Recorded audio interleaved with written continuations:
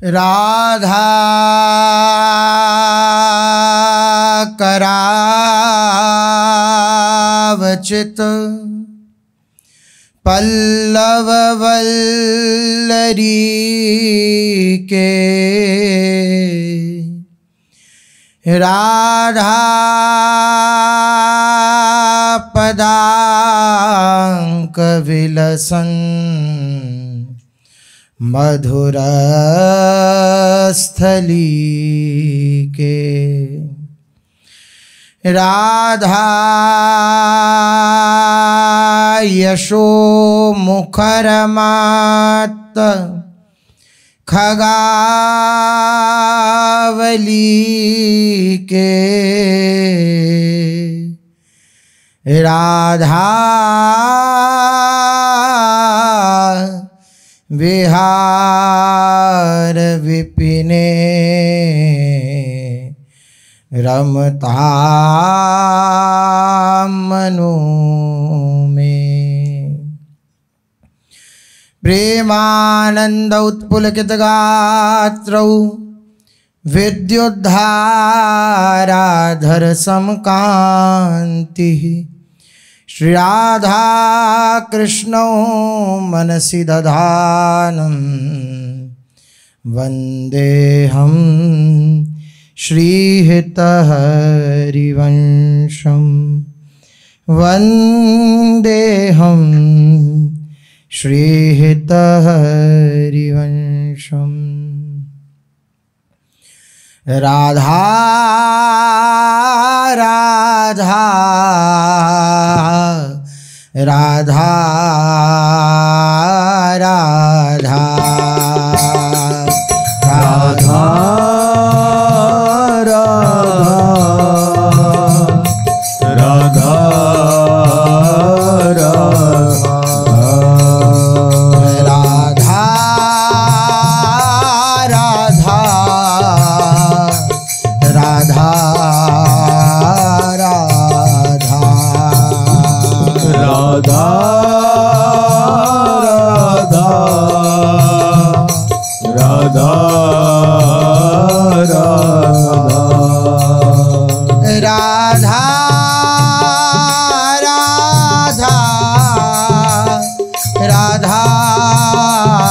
राधा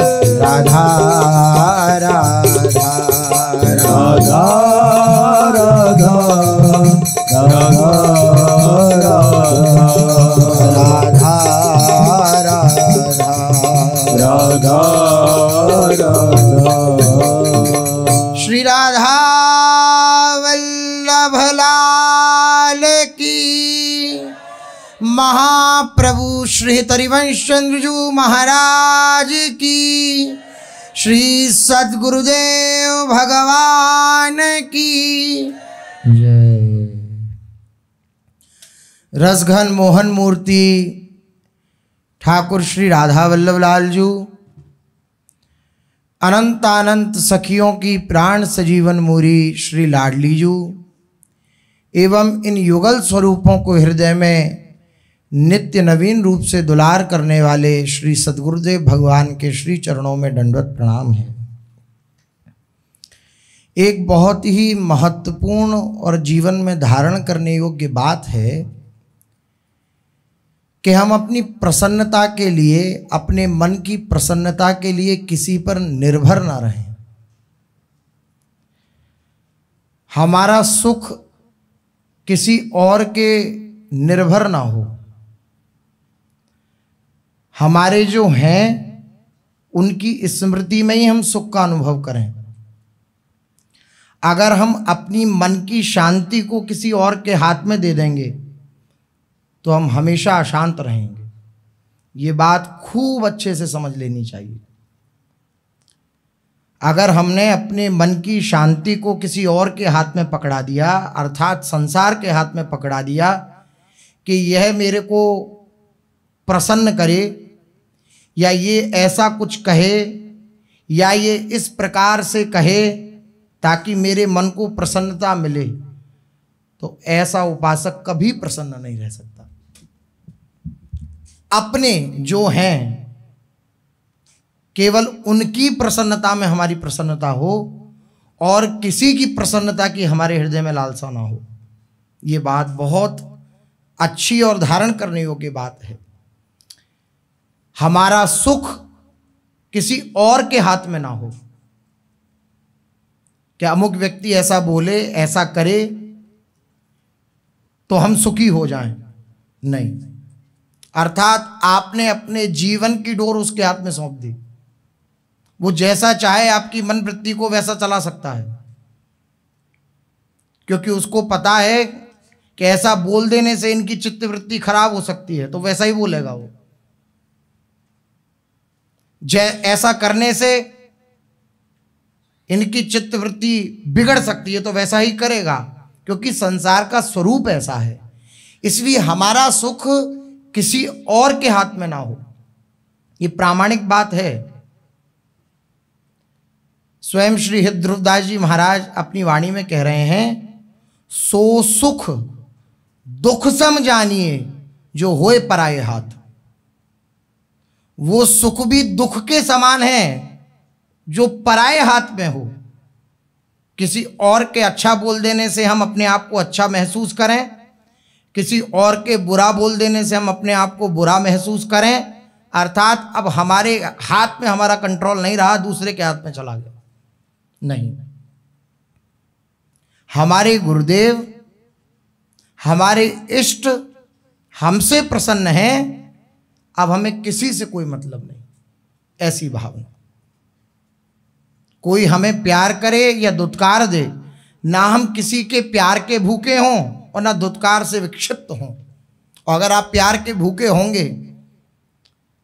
तो आपको दुत्कार से विक्षिप्तता प्राप्त होगी निश्चित। संसार के सम्मान के लिए आपका हृदय लालायित होगा, तो संसार जब अपमान करेगा तो आपको कष्ट होगा ही होगा, सिद्धांत है।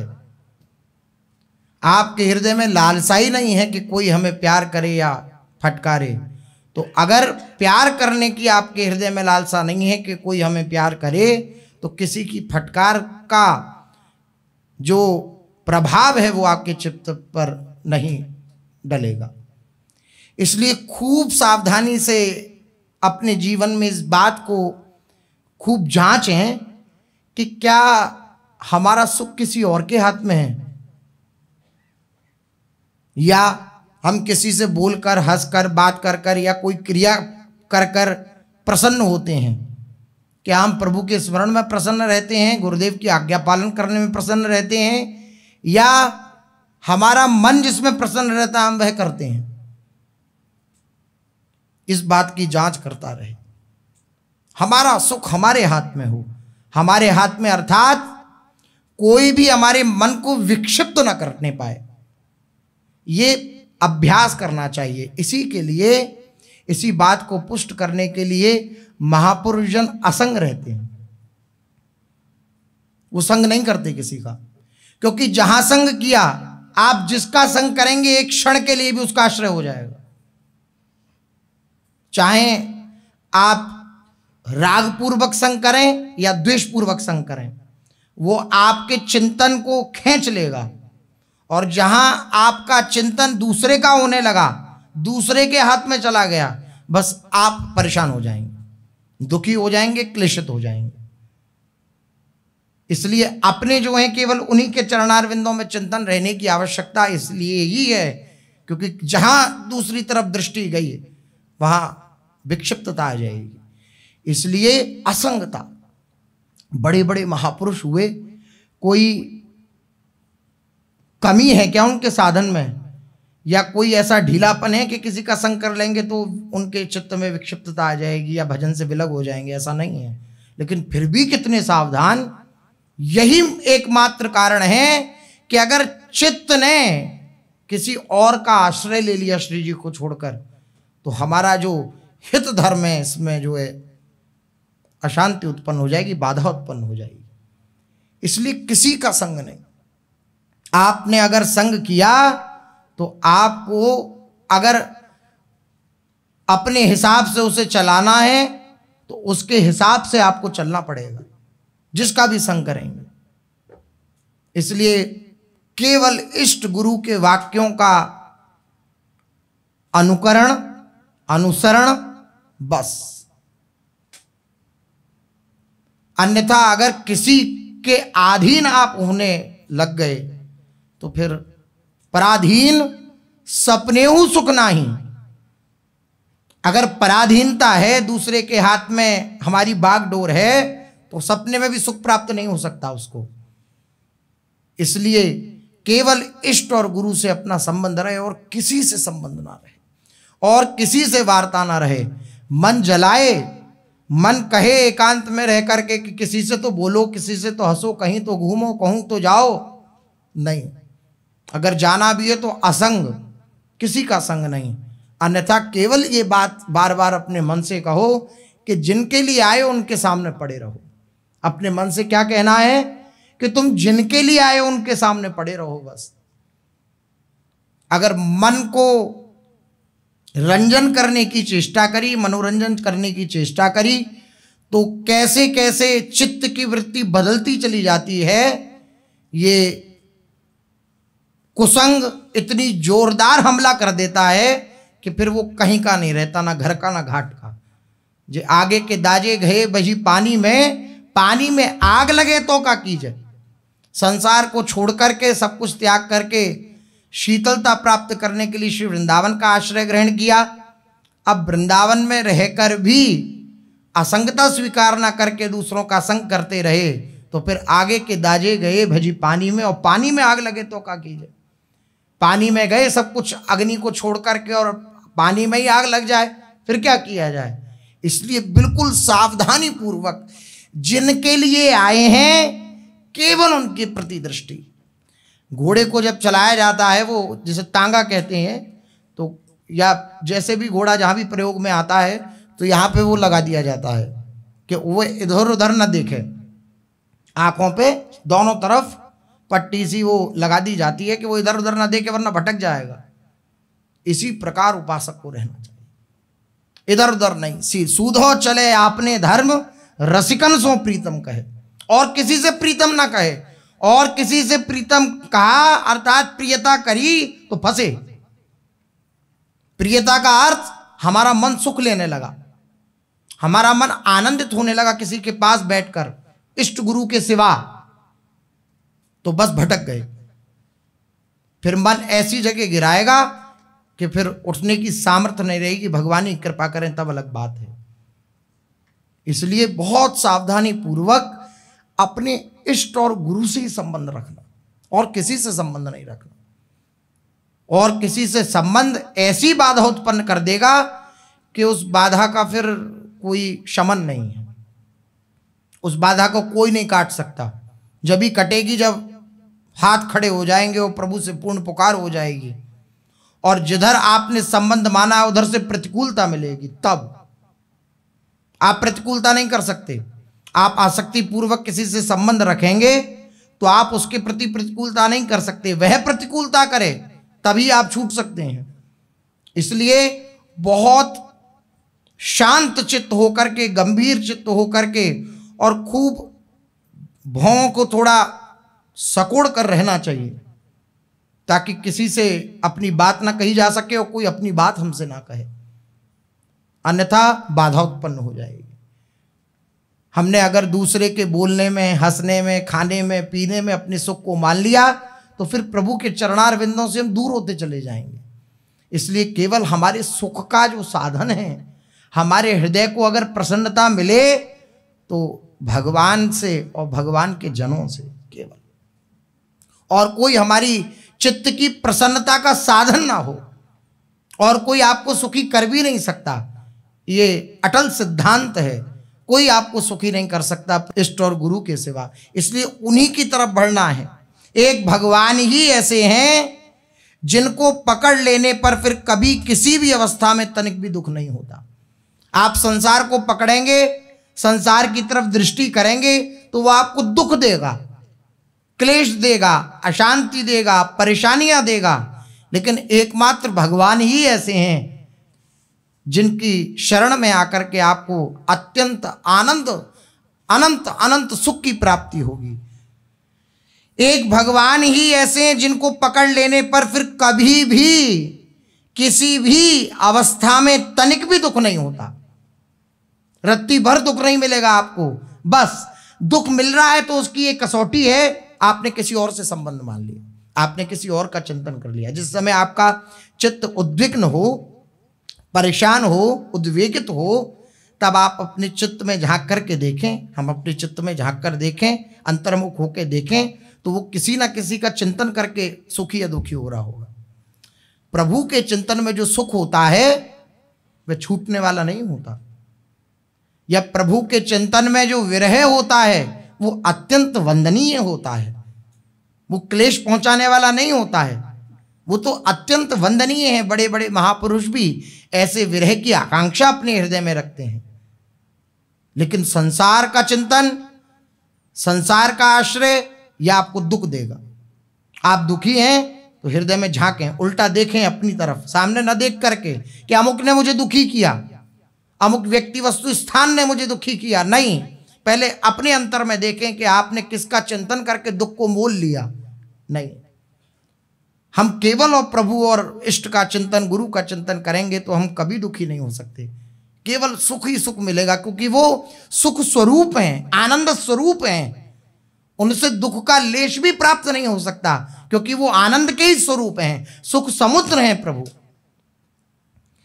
जो जितने अंश में पकड़ लेता है प्रभु को, उतने अंश में उसका दुख कम हो जाता है। कितनी अद्भुत बात है। जितने अंश में हमने प्रभु का आश्रय ग्रहण कर लिया, उतने अंश में हमारे दुख की समाप्ति हो गई। जितने अंश में हमने संसार को पकड़ रखा है, उतने अंश में हमें दुख मिल रहा है। पूर्ण अंश में हम प्रभु को पकड़ लें तो पूर्ण सुख की प्राप्ति हो जाएगी। जो जितने अंश में पकड़ लेता है, उतने अंश में उसको दुख कम हो जाता है, तथा पूरा प्रभु का आश्रय ग्रहण कर लेने पर दुख बिल्कुल नहीं रह जाता, क्लेश बिल्कुल नहीं रह जाता। अब सब दुखी हैं, सब क्लेशित हैं, सब अशांत हैं। सबके प्रश्न यही हैं कि हम बहुत अशांत रहते हैं, सब कुछ छोड़ने पर भी, सब कुछ त्यागने पर भी, भगवान के आश्रित होने पर भी हम दुखी रहते हैं। क्या कारण है? यही कारण है, हम प्रभु को अभी नहीं पकड़ रहे हैं। हम 24 घंटे की अपनी दिनचर्या देखें तो कितने घंटे हम प्रभु की सन्निधि में रहते हैं चिंतन के द्वारा, और कितने हम संसार की स्मृति में रहते हैं। ये हम अपने जांचें अपनी जीवनचर्या में, तो पाएंगे कि जितने अंश में हम संसार के चिंतन में रहते हैं उतने क्लेशित रहते हैं, और जितने अंश में हम प्रभु के चिंतन में रहते हैं, सरस चिंतन में, उतने हम आनंदित रहते हैं। इसलिए दुख, पीड़ा, अशांति को जड़ मूल से हटाना है तो ये अपनाना पड़ेगा, प्रभु का चिंतन अपनाना पड़ेगा, प्रभु का समर्पण और दृढ़ करना पड़ेगा। यदि उनमें से कोई भगवान को पकड़ ले, जो लोग बेचारे संसार में इतने दुखी हैं, यदि उनमें से कोई भगवान को पकड़ ले तो वे दुखी नहीं होंगे, क्योंकि उनके मन में ये दृढ़ विश्वास रहेगा कि परम सुहृद सर्वशक्तिमान भगवान मेरे साथ हैं, फिर किस बात का डर। मेरे प्रभु मेरे साथ हैं, फिर किस बात का डर। ऐसे उनके हृदय की वृत्ति रहेगी जो प्रभु की शरण में आ जाएगा। आप निश्चय समझिए, जो काम आपके लिए सर्वथा असंभव है, जो कार्य आपके लिए सर्वथा असंभव है कि आप कर ही नहीं सकते, भगवान चाहे तो क्षण भर में उसे कर सकते हैं। ऐसे सामर्थ्यशाली प्रभु हैं। जो काम आप अपनी बुद्धि से, अपने मन से, अपने शरीर से पूरी ताकत लगा के, अपनी पूरी ताकत झोंक कर उस कार्य को पूर्ण करने की चेष्टा करें और आप नहीं कर सकते, उस कार्य को प्रभु क्षण भर में कर सकते हैं। भ्रकुटी विलास सृष्टि लय हुई, भगवान के भ्रकुटी भंग मात्र से ही इस सृष्टि का बनना बिगड़ना हो जाता है। ये प्रभु का ऐसा सामर्थ्य है। भगवान चाहे तो क्षण भर में उस कार्य को कर सकते हैं जिसे आप बिल्कुल नहीं कर सकते। उनके लिए कोई ऐसा काम ही नहीं है जो वे ना कर सकें। केवल विश्वास चाहिए, केवल विश्वास। प्रभु में इतनी सामर्थ्य है कि कुछ भी करने में समर्थ हैं। श्रीवास पंडित जी के आंगन में कीर्तन हो रहा है, उद्दाम कीर्तन हो रहा है, और खूब आनंद के साथ उछल उछल कर महाप्रभु जी हरि बोल हरि बोल हरि बोल ऐसा कीर्तन कर रहे हैं। भगवत स्वरूप हैं श्री महाप्रभु जी, कीर्तन कर रहे हैं। कीर्तन करते करते श्रीवास पंडित जी एकदम दिखाई नहीं दिए। उनकी पत्नी ने उन्हें इशारा करके बुलाया। उनका जो इकलौता पुत्र है उसकी मृत्यु हो गई, वो भगवान के धाम चला गया। जैसे श्रीवास पंडित ने देखा कि हमारे पुत्र की मृत्यु हो गई, तो उसे जरा भी क्लेश नहीं हुआ, क्योंकि संबंध सुख का साधन प्रभु है। भक्त को क्लेश नहीं होता। अगर उसके शरीर के नाते से अगर कोई भगवत धाम पधार जाए तो उसको क्लेश नहीं होता, दुख नहीं होता, क्योंकि उसने अपने सुख का मूल प्रभु के चरणारविंद बना रखे हैं। उसका ममत्व पूर्ण प्रभु के चरणारविंद में स्थापित है। एक गृहस्थ परिकर था, उनके एक ही पुत्र था 20 वर्ष का, वो पधार गया तो उनके जो स्वामी थे, पति थे, वे बाहर गए थे कार्य के लिए। जब लौट कर आए तो पत्नी बड़ी साध्वी थी, अर्थात बहुत आध्यात्मिक सुलझी हुई मूर्ति। ऐसी सुलझन उनकी कि कहीं कोई ममत्व नहीं उनका, प्रभु के चरणारविंदों में पूर्ण ममत्व। अपने कार्य से उनके पति तो आए, उन्हें जलपान कराया, भोजन आदि कराया, और उनसे कहा कि मैं आपसे एक प्रश्न पूछना चाहती हूँ, आप आज्ञा करें तो पूछूं। बोले हाँ कहिए। बोले 20 वर्ष से मैंने किसी से कोई वस्तु ले रखी थी, किसी ने मुझे कोई वस्तु प्रदान करी थी, उस वस्तु को मैंने ले रखा था। अब मैं आपसे आज्ञा लेना चाहती हूं कि अब वो मांगने आया है तो क्या मैं उसे दे दूं? तो बोले ये भी कोई पूछने की बात है, तुमने दूसरे की वस्तु ले रखी है तो अपने पास रखनी भी नहीं चाहिए। भाई दूसरे ने अपनी वस्तु आपको रखने के लिए दी, अब 20 वर्ष बाद वो अगर वो लेने आया है आपके पास तो आपको तुरंत देनी चाहिए। तो बोले इसमें कोई अपराध या कोई क्लेश की बात तो नहीं। बोले नहीं, उसकी वस्तु, हमें क्या क्लेश होगा। बोले ठीक है, अंदर लेके गई, अंदर चलिए। तो मरा हुआ उनका 20 वर्ष का बालक पड़ा था। बोले 20 वर्ष पहले प्रभु ने ये दिया था, अब उन्होंने लौटा लिया, तो अब कोई बात तो नहीं। बोले नहीं कोई बात नहीं। आनंदित हो गए। सुलझन हमें प्रकट नहीं करनी है ये बात समाज में, लेकिन अंदर से उत्साहित रहना है, आनंदित रहना है। जिनकी वस्तु थी उन्होंने स्वीकार कर ली। ऐसी श्रीवास पंडित बोले अरे तू इसे कहां ले आई? महाप्रभु जी का कीर्तन चल रहा है, ऐसा सौभाग्य बार बार उदय नहीं होता। नित्य होए जन्म, नित्य होए मरण, नित्य नित्य नहीं होए गौर ग्रह गमन। नित्य जन्म मृत्यु का चक्र चलता रहता है, नित्य जन्म होता है, नित्य मरण होता है, लेकिन नित्य नित्य ये सौभाग्य प्राप्त नहीं होता कि महाप्रभु जी आंगन में उद्दाम कीर्तन करें। ये सौभाग्य प्राप्त नहीं होता। इसलिए जा अंदर धरिया, बाद में देखेंगे क्या करना है। तो महाप्रभु जी जब एक परमाणु होते हैं, महाप्रभु जी के नेत्र खोले उस भावावेश में, देखा श्रीवास पंडित कहाँ हैं, क्या अंदर जाकर देखो। तो देखा कि महाप्रभु जी ने अंदर गए तुरंत, तो देखा दोनों वार्ता कर रहे थे। महाप्रभु जी भावावेश में श्रीवास पंडित के उन लड़के को देखा और बोला, अच्छा कीर्तन उद्दाम चल रहा है और ये पड़ा पड़ा सो रहा है, बाहर कीर्तन चल रहा है, उद्दाम आनंद हो रहा है और यहाँ पड़ा पड़ा सो रहा है, उठ उठ हरि बोल उठ। जैसे ही कहा महाप्रभु जी ने उठ और अपना चरण उसके हृदय पर पधराया, सो उठ खड़ा हुआ और नाचने लगा। क्या करने में सामर्थ्य नहीं है प्रभु की? भगवान चाहें तो सब कुछ करने में समर्थ हैं। है कोई ऐसा सामर्थ्यशाली कि मरे हुए को जिला दे? लेकिन ये सामर्थ्य जो कोई नहीं कर सकता वह भी प्रभु कर सकते हैं। उनकी ममता नहीं है, उनकी ममता प्रभु के चरणारविंदों में है। लेकिन महाप्रभु जी प्रणत कुटुंब पाल रघुराही, वो शरणागत हैं तो महाप्रभु जी को चिंता है कि ये मेरे शरणागत हैं, इनको कोई ऐसी विपत्ति नहीं व्यापनी चाहिए कि इनको क्लेश हो। इसलिए महाप्रभु जी उठ कीर्तन कर, उठ खड़ा हुआ कीर्तन करने लगा।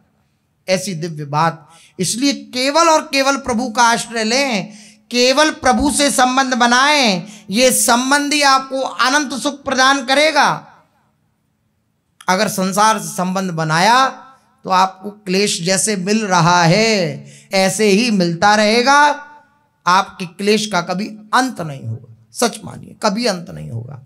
इनके चरणार विंदों में ही वही सामर्थ्य है, इनकी मुस्कान में वह सामर्थ्य है, इनकी वाणी में वह सामर्थ्य है कि हमारे क्लेश को मिटा सकती है। और कोई उपाय नहीं है इस त्रिभुवन में, और कोई उपाय नहीं है प्रसन्नता प्राप्त करने का, अपने हृदय के आनंद को उजागर करने का और कोई उपाय नहीं है। जो हमारा स्वरूप है आनंद स्वरूप, उसको प्रकट करने का, नित्य आनंद में रहने का, उस स्वरूप का साक्षात्कार, उस स्वरूप का अनुभव करने का और कोई उपाय नहीं है इनके चरणारविंदों के सिवा। इसलिए अपने मन को और कहीं न लगाकर और किसी को अपने सुख का साधन न मानकर केवल इनको ही अपना सुख का साधन माने। अर्थात सुख अगर मुझे मिलेगा तो इनसे मिलेगा, दुख अगर मुझे मिलेगा तो इनसे मिलेगा, मुझे और किसी से कोई मतलब नहीं है।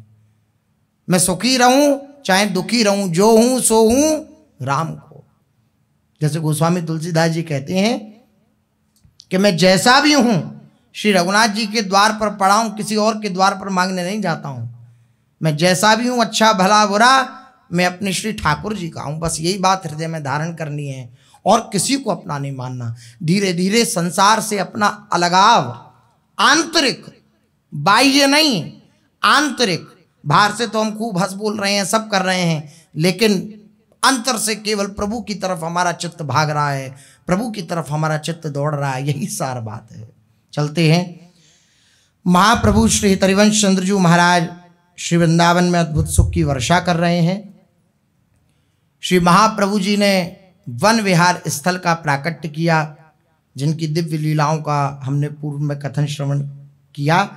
नमो नमो वरनी बन फेरी, दैदाहिनो चलत राधा हरि, लीला करत घनेरी। नमो नमो बरनी बन फेरी, वृंदा बाग सघन फुलवारी, भंवर बाग ता दो घेरी। वन बिहार में बहु विहार रचो, रस उन्मद सुख राशि सकेरी। पुन बिरमत जुआई वंशीवट, सजनी बरनत प्रेम पहेरी। वृंदावन हित रूप जाऊं बलि, सुनी हंसी परत खिलार बड़ेरी। ये परम खिलाड़ श्री युगल सरकार अद्भुत वन विहार की लीला करते हैं। दिव्य उत्सव के साथ, उत्साह के साथ पूरे वृंदावन में उत्साह हो जाता है जब युगल सरकार हमारे गलबैयाँ दे करके वृंदावन की वीथियों में प्रवेश करते हैं, तो चारों तरफ आनंद ही आनंद छा जाता है। सब आनंदित हो उठते हैं, सब उत्साहित हो उठते हैं। जैसे कोई आ रहा हो तो तैयारी की जाती है, इस प्रकार से सारे वृंदावन के जो खग विहंग आदि हैं वे सब श्री प्रियालाल के स्वागत की तैयारी करते हैं। अभी मयूरों का झुंड, मयूरों का ही झुंड है, बस चारों तरफ मयूरों का झुंड, मयूरों के बीच में मयूर नृत्य कर रहे हैं, युगल सरकार नृत्य कर रहे हैं, आनंद हो रहा है। फिर थोड़ा आगे बढ़े तो हंसों का झुंड, हंसों का झुंड है तो हंसों के बीच में श्री प्रियालाल मोती चुगा रहे हैं, उनके साथ नृत्य कर रहे हैं। जैसे हंस अपनी गति से चलता है ऐसे श्री प्रियाजू कहती हैं लालजू से कि लालजू ऐसे ही चल के दिखाओ। तो हंसों की नकल करते हैं श्री लालजू महाराज कि जैसे हंस चल रहे हैं ऐसे हम चल के दिखाएं तो लाडली जू अत्यंत प्रसन्न होती हैं। इस प्रकार से बहुत सी कुंजों में युगल सरकार आनंद लेते हैं। कहीं मुकुर की कुंज है, शीशों का महल है, दर्पण महल, शीशों का ही महल है, चारों तरफ प्रतिबिंब ही प्रतिबिंब। और युगल सरकार जब चलते हैं तो देखते हैं अनंत अनंत अनंत अनंत युगल सरकार की छवि। जैसे शीशे में प्रतिबिंब देखो तो एक के ऊपर एक और ऐसे दिखता चला जाता अंदर तक, ऐसे ही वो शीश महल है तो शीश महल में श्री युगल सरकार अनंत अनंत दिखाई पड़ रहे हैं। ऐसी दिव्य वन विहार की शोभा होती है। वन विहार में ऐसे श्री युगल सरकार सुख लेते हैं, कभी आंख मिचौनी की लीला करते हैं, कभी दूरी दुरा का खेल खेलते हैं, कभी नौका विहार करते हैं। इस प्रकार से अत्यंत आनंद लेते हैं। वाणी साहित्य के अध्ययन से ये ज्ञात होता है कि किसी समय ठाकुर श्री राधा वल्लभ लालजू एक विशेष दिन में इस स्थल पर विशिष्ट रूप से वन विहार उत्सव करते थे। रसिकों की वाणी में इस वन विहार उत्सव की तिथि कार्तिक शुक्ल प्रतिपदा ये निश्चित की गई है। जेठ में भी होता है वृंदावन परिक्रमा महोत्सव। सखियन वन विहार दिन जान्यो, कार्तिक सुदी परवा उत्थापन, संध्यालो मन मान्यो, सखियन वन विहार दिन जान्यो। कार्तिक सुदी पड़वा को सखियां वन विहार का दिन जान करके उत्थापन से लेकर और संध्या आरती तक खूब वन विहार कराती हैं श्री लाडली युगल सरकार को, श्री राधा वल्लभ लाल जी को। ध्वजा पताका छत्र चवर बहु, नव चौडोल बनायो, चौडोला ऐसे कंधे पे विराजमान करते हैं, चौडोला ऐसे चौडोला बनाया जाता है। और ध्वजा पताका छत्र चंवर ये सब होते हैं साथ में। लाडली लाल चढ़े तिही ऊपर, जय जय शब्द सुनायो। हमारी युगल सरकार उस चौडोली पर विराजते हैं और सारी सखियां जितने भी निज परिकर होते हैं वो खूब जय जयकार करते हैं युगल सरकार की, राधा वल्लभ लाल की खूब जय जयकार करते हैं। बीना बजती है, बेनू बजती है, मृदंग बजती है, दुंदुबी बजती है, शहनाई बजती है। बीना बेनू मृदंग ताल धुनी, दुंदुबी अरु शहनाई, नाचत चली अली ग्रह ग्रहते, भोग आरती लाई। वन विहार करी मंदिर आए, संध्या भोग लगावे, आरती करत सखी हित सोहित ब्रज जूठनी खावे। फिर वन विहार करके श्री युगल सरकार पुनः अपने निज मंदिर में पधारते हैं, निज महल में पधारते हैं। फिर संध्या भोग आरोगाया जाता है श्री युगल सरकार को और संध्या आरती होती है। इस प्रकार से श्री युगल सरकार वन विहार लीला करते हैं। वन विहार के समय श्री ध्रुवदास जी महाराज जब विराजमान थे तो उनको जब अनुभव हुआ वन विहार का, तो वन विहार के समय ध्रुवदास जी महाराज की कुटिया तक भी श्री युगल सरकार जाते थे और ध्रुवदास जी की कुटिया पर ध्रुवदास जी उन्हें भोग आरोगाते थे। हित रसिक समाज में इस स्थान का अत्यधिक महत्व रहा है, क्योंकि यहाँ बहुत से महापुरुषों ने, रसिक जनों ने, जैसे ध्रुवदास जी, श्री अनन्याली जी आदि महापुरुषों ने अपनी रस साधना की सिद्धि प्राप्त की वन विहार स्थल पर। आज भी इन रसिक जनों की भजन कुटियां विद्यमान है। ध्रुवदास जी का जीवन वृत्त पढ़ने से ज्ञात होता है कि सेव्य स्वरूप श्री राधा वल्लभ लालजू चौडोले में विराजमान होकर जब वन विहार उत्सव के लिए पधारते तो आपकी कुटी में भी जाते, आपकी कुटिया में विराजमान होते, वहाँ आपकी भोग आरती होती श्री राधा वल्लभ लालजू महाराज की और आनंद होता। वन विहार को प्रभु जब जाते, इनकी कुटी तहाँ ठहराते, भोग आरती भेंट जु करते, तब निजु इष्ट भवन अनुसरते। शुद्ध पाक करी भोग लगावे, संतन सहित प्रसाद ही पावे। युगल सरकार वन विहार करते हुए आते हैं, इनकी कुटी पर ठहरते हैं, भोग आरती होती है, भेंट पूजा होती है, और श्री युगल सरकार इनकी कुटिया पर भोग आदि आरोप कर फिर महल पधारते। शुद्ध पाक अमनिया करके श्री युगल सरकार को भोग पधराते ये, और फिर संतों के सहित श्री धुरदास जी जब युगल सरकार महल पधारते, उसके पश्चात संतों के सहित संतों के साथ बैठकर धुरदास जी प्रसाद पाते। प्राचीन काल में वृंदावन के छठीकरा मार्ग से लेकर परिक्रमा मार्ग स्थित मदन टेर तक का संपूर्ण भूभाग इसी वन विहार स्थल के अंतर्गत था, ऐसा माना गया है। ऐसे वन विहार स्थल का प्राकट्य किया पूर्व से अपने श्रवण करते आ रहे हैं। सेवा कुंज, रास मंडल, वंशीवट, धीर समीर आदि दिव्य दिव्य स्थलों का श्री महाप्रभु जी ने प्राकट्य किया, और अत्यंत उत्साहित होकर समस्त ब्रज परिकर समस्त ब्रजवासी जन इन स्थलों का खूब सुख लेने लगे, खूब आनंद लेने लगे। श्री महाप्रभु जी के जीवन में अब एक और खुशी आई। श्री कृष्ण कुंवरी की कूख धनी, जन्मे मोहन लाल। मंगल रसिक नरेश घर, रचति सुलक्षण बाल। श्री मोहन चंद्र महाप्रभु जी का प्राकट्य हुआ। श्री कृष्ण कुंवर जी की कोख से श्री वृंदावन में ही श्री मोहन चंद्र जी का प्राकट्य हुआ है। गोस्वामी श्री तरिवंश चंद्र जी के चतुर्थ पुत्र हैं श्री मोहन चंद्र महाप्रभु। पहले वनचंद्र महाप्रभु, दूसरे कृष्णचंद्र महाप्रभु, फिर गोपीनाथ जी और फिर मोहन चंद्र जी, ऐसे 4 पुत्र श्री महाप्रभु जी के। तो चतुर्थ पुत्र जो हैं इनका श्री वृंदावन में प्रादुर्भाव हुआ। इनका जन्म विक्रम संवत्सर 1598 में कार्तिक कृष्ण दशमी को श्री वृंदावन में इनका प्रादुर्भाव हुआ, श्री कृष्णदासी जी के गर्भ से। श्री हिताचार्य चरण विक्रम संवत्सर 1590 में देववन से वृंदावन आ गए थे। मार्ग में श्री जी की आज्ञा से पुनः विवाह हुआ। आत्मदेव ब्राह्मण की जो 2 पुत्रियां थीं श्री कृष्णदासी और श्री मनोहरी जी, उनके द्वारा। वहीं दहेज रूप में राधा वल्लभ लाल जी का विग्रह प्राप्त हुआ। वृंदावन में आने के पश्चात हित महाप्रभु ने 1591 में कार्तिक सुदी 13 को नरवाहन जी के द्वारा बनवाए हुए मंदिर में राधा वल्लभ लाल जी को प्रतिष्ठित किया, और उसी श्री राधा वल्लभ लाल जी को विराजमान करके बड़ी धूमधाम से उनका पाठोत्सव मनाया। श्री हिताचार्य चरण ने इसी मंदिर को ही सब परिवार अपना निवास स्थल भी बनाया, यहीं विराजमान हुए महाप्रभु जी। इसी हित सदन में महाप्रभु श्री हितरिवंश चंद्र जी के लघु तनय मोहन चंद्र जी का जन्म हुआ।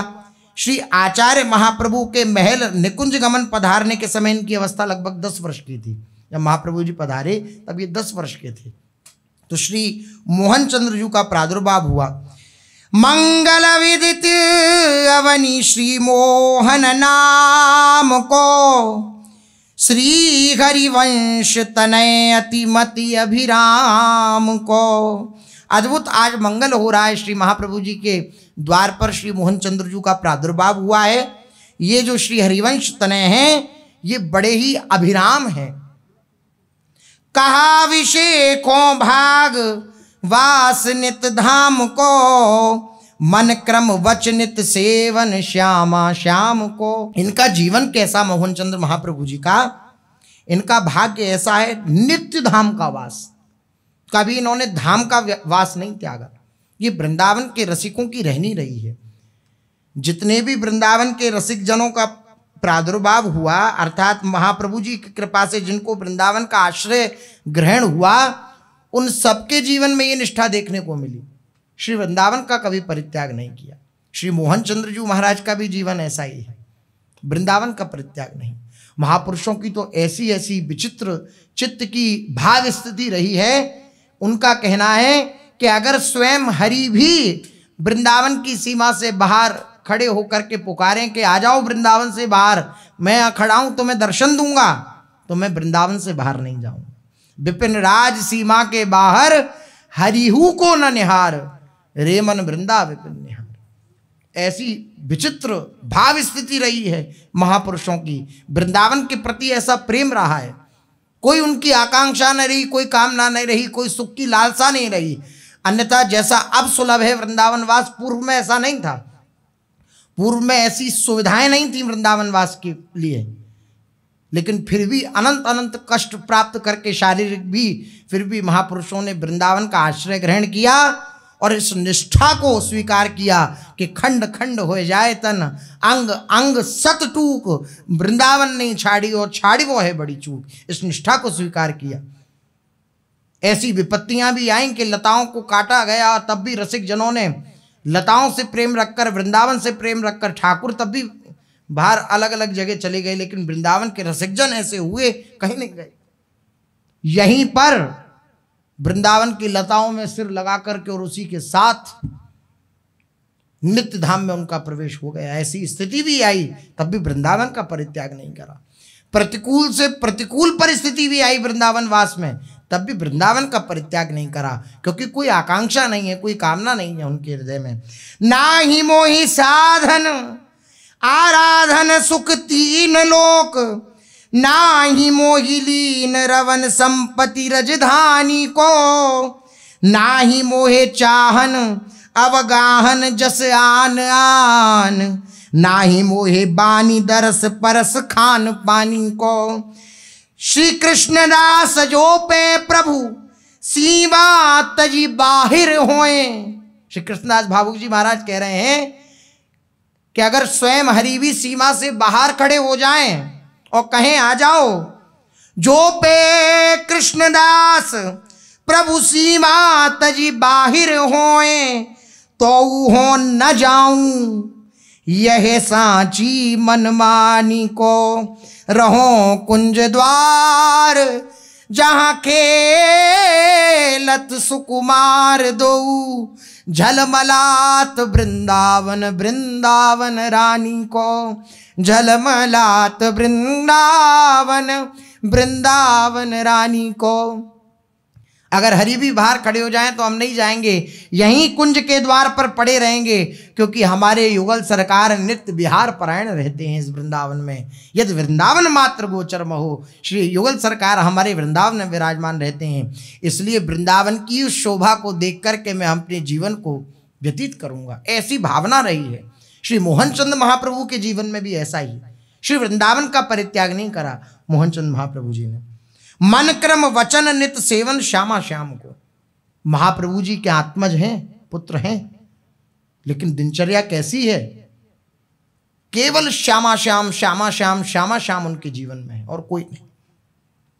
सेवत जू श्यामा श्याम निरखत कुंज विवि छवि माधुरी, लोकेश तरसत जहां को सुपने न यह वैभव फुरी।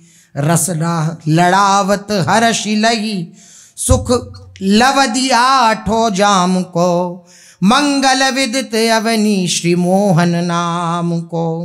मन क्रम वचन के साथ निरंतर श्यामा श्याम का मोहनचंद महाप्रभु जी ने सेवन किया। सेवत जू श्यामा श्याम निरखत कुंज विवि छवि माधुरी। युगल सरकार की भी इन पर बड़ी कृपा थी। छोटे से बालक हैं, लेकिन युगल सरकार इनके सामने प्रत्यक्ष क्रीड़ा करते। जैसे हमारे श्री हितरिवंश महाप्रभु के सामने प्रत्यक्ष क्रीड़ा करते, ऐसे श्री हित मोहन चंद्र महाप्रभु जी के सामने प्रत्यक्ष क्रीड़ा करते श्री युगल सरकार। बड़ी बड़ी दिव्य कौतुकमयी लीला करते। महाप्रभु श्री हितरिवंश चंद्रजू के अत्यंत लाडले पुत्र श्री मोहन चंद्रजू बड़े सुंदर स्वरूप से भी, एवं इनकी देह कांति स्वर्ण के समान उज्जवल थी। जैसे स्वर्ण की कांति होती है, ऐसी इनकी देह की कांति थी। अतिलड़ श्री हरिवंश के नाम श्री मोहन लाल, अंग परम कमनीय अति सुंदर नैन विशाल। सुंदर बड़े बड़े नेत्र और अत्यंत रूप कांति, स्वर्ण जैसी रूप कांति इनके श्री अंग पर बड़े सुंदर विशाल दिव्य नेत्र विराजमान है। सुंदर कमनीय वपु है। इनका जन्म एवं बाल्यकाल सब राधा वल्लभ जी के मंदिर में व्यतीत हुआ है। कैसा सौभाग्य! श्री राधा वल्लभ लाल जी के ही निज प्रांगण में इनका पूरा जीवन व्यतीत हुआ। ये शैशवस्था में वहीं मंदिर प्रांगण में ही खेलते। इनको खेलते देखकर लीला बिहारी श्री राधा वल्लभ लालजू भी इनके साथ खेलने लगते, मोहनचंद महाप्रभु के साथ खेलने लगते। लीला बिहारी श्री राधा वल्लभ लालजू एक बड़ी लीलाएं करते इनके साथ। मुनिमन ध्यान धरत नहीं पावत, करत विनोद संग बालक भट्ट, ऐसा इनका स्वभाव भी है। किंतु यह बात किसी को ज्ञात नहीं थी कि राधा वल्लभ लाल जी श्री मोहनचंद महाप्रभु जी के साथ लीला करते हैं। लिए खिलौना हाथ में खेलत आंगन माही, प्रभु लिए मंदिर बोल के किनहू देखे नाई। श्री मोहनचंद महाप्रभु जी की ऐसी दिव्य लीला। अभी मोहनलाल जी छोटे से हैं, अबोध बालक हैं। एक दिन वे हाथ में खिलौना लेकर के श्री राधा वल्लभ लाल जी के सामने खेल रहे थे आंगन में खिलौना लेकर। तभी राधा वल्लभ लाल जी को कौतुक सूझी। उन्होंने कहा लीला की जाए, आनंद किए जाए, खेल किया जाए। तो राधा वल्लभ लाल जी ने इशारे से मंदिर में बुला लिया कि इधर आ जाओ। अब किसी बालक को ऐसे बुलाया जाए तो जाता ही है वे। तो मोहनचंद महाप्रभु जो ठाकुर जी सामने विराजमान हैं और स्वयं बुला रहे हों, तो घुटवन वो हाथ में वो लेकर और चले गए मंदिर गृह, जो गर्भगृह है उसमें प्रवेश कर दिया। और उसकी एक पूरी प्रक्रिया है, दीक्षा संस्कार आदि होकर के तब चरण छुवन उत्सव होता है वो स्वामी परिकर का, कि जब भी जैसे कोई नवीन बालक अगर तो जनेऊ संस्कार, दीक्षा संस्कार आदि होते हैं, उसके बाद प्रवेश होता है मंदिर में। लेकिन महाप्रभु जी के ये दिव्य स्वरूप हैं, उन्हीं के स्वरूप हैं, महाप्रभु जी के ही स्वरूप हैं। मोहनचंद महाप्रभु जी चले गए, इशारे से ठाकुर जी ने बुलाया, बाल बच्चे चले गए अंदर। कोई मंदिर में जाते हुए इनको देख नहीं पाया। जब वे वहां पहुंचे तो उस समय हिताचार्य चरण स्वर्ण थार में विविध भोग सामग्रियों का राधा वल्लभ जी के समक्ष भोग पधराया था महाप्रभु जी ने। और महाप्रभु जी पाकशाला चले गए। परम कौतुकी दयालु श्री प्रिया प्रीतम ने अपने कर कमलों से अपना प्रसाद श्री मोहनचंद महाप्रभु को पवाना प्रारंभ कर दिया। मोहनचंद महाप्रभु बैठे हैं और अपने कर कमल से श्री मोहनचंद महाप्रभु को श्री प्रिया प्रीतम अपने कर कमल से पवा रहे हैं। अपने हाथ जिमावई प्रभु कौतुकी दयाल, प्रभु परम कौतुकी हैं और परम दयालु हैं। ऐसे श्री राधा वल्लभ लालजू श्री मोहनचंद महाप्रभु को अपने हाथ से आरोग्यवाने लगे। अब बालक मोहन ने भी अपने सहज सुलभ चापल्य के साथ उस भोग सामग्री में कुछ खाई और कुछ फैलाई। दिव्य लीला मोहनचंद महाप्रभु की भी, कुछ खाते जा रहे हैं और कुछ फैलाते जा रहे हैं। कछु खाई कछु ले फैलाई, देखी लरिका की चपलाई। अब इतने में देखा श्री महाप्रभु जी हरिवंश चंद्र जी महाराज आए गर्भगृह में, तो देखा सामने जो है थाल विराजमान है और राधा वल्लभ लाल जी तो फिर अपनी स्वरूप में ही विराजमान हो गए। और इधर देख रहे हैं कि जो बाल मोहन चंद्र जी हैं वे कुछ खाते जा रहे हैं थाल में से और फैलाते जा रहे हैं। कैसा प्रेम श्री जी की सेवा में महाप्रभु जी का। हित जू एक थपेर जू दीनी, सामग्री क्यों झूठी कीनी। महाप्रभु जी को रोष सा आ गया। श्री जी की सेवा में ये कोताही, श्री जी का अमनिया श्री जी के सामने विराजमान था और ये अंदर चला आया, किसी ने ध्यान नहीं दिया। तो मोहन चंद्र जी को उस सेवा भाव के भावना से युक्त होकर मोहन चंद्र जी को एक थपेड़ लगा दी महाप्रभु जी ने। सो तो बाटी टहलुवनि दई तब वही सद्य करी सब नई। उसी समय अचानक पाक भवन में महाप्रभु हरिवंश चंद्र जी आ गए। तो पाक भवन ते आई के तात लखे तत्काल, चापट मार्यो बदन में भाजन दियो उतारी। उन्होंने बालक मोहन की चपलता देखकर उनके कपोल गाल पर एक थप्पड़ लगा दिया और थप्पड़ लगाते कहा कि तूने ये क्या किया, श्री जी की भोग सामग्री झूठी कर दी, फैला दी। महाप्रभु ने वे सब सामग्री सेवा करने वालों को प्रदान करी, तत्काल नई सामग्री तैयार करी और नई सामग्री बना करके पुनः पूरी अमन्य आदि करके जगह को पूरा स्वच्छ करके, क्योंकि फैला दिया था सब स्वच्छ करके श्री महाप्रभु जी ने पुनः भोग पधराया और श्री राधा वल्लभ लाल जी से प्रार्थना करी कि भोग आरोगे। अब जैसी भोग आरोगने के लिए महाप्रभु जी ने श्री राधा वल्लभ लाल जी की तरफ देखा तो भोग धरत सोई श्री जी मुख पर लाग्यो तमाचो देखो, उपटी रही कर सहित अंगुरिया अति दुख भयो अलेख्यो। श्री महाप्रभु जी सब स्वच्छ करके और तुरंत नया भोग तैयार करके श्री महाप्रभु जी लेकर के आए और जल आदि छिड़क करके सुंदर भोग पधराया। और जब श्री राधा वल्लभ लाल जी की तरफ देखा तो सहज दृष्टि जब राधा वल्लभ लाल जी की तरफ गई तो देखा राधा वल्लभ लाल जी के कपोल पर अंगुलियों के निशान हैं। कांप गए महाप्रभु जी, ये क्या? श्री राधा वल्लभ लाल जी के कपोल पर गई दृष्टि महाप्रभु जी की तो देखा कि उस पर अंगुलियों के लाल लाल निशान बने हुए, जैसे निशान गाल पर थप्पड़ मार दें तो अंगुलियां उभर आती हैं, ऐसा निशान। महाप्रभु अत्यंत अधीर हो गए, एकदम व्याकुल हो गए, ये क्या हुआ? पूछा जय जय ये आपकी कैसी लीला है, मुझे क्या दर्शन हो रहा है, ये क्या हो गया आपको? आपके कपोल पर ये उंगलियों के निशान कैसे?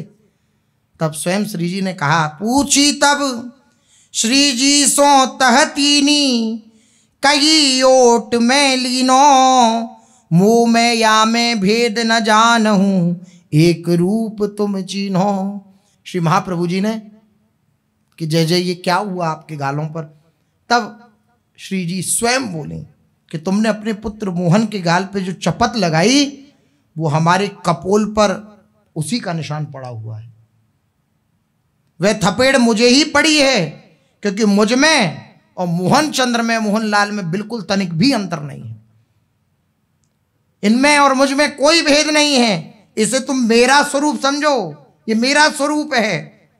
इसे मैंने खेलने के लिए मंदिर में मैंने ही बुलाया था। यह बालक हम ही जो बुलायो, खेलन को तब हम पे आयो। ये अपने आप नहीं आए, इन्हें हमने बुलाया था। ये आए स्वयं हमारे बुलाने पर, तब इन्होंने आरोगा और ये सब लीला करी। आप इन पर नाराज ना हो, आपने नाराज होकर थप्पड़ जमा दिया।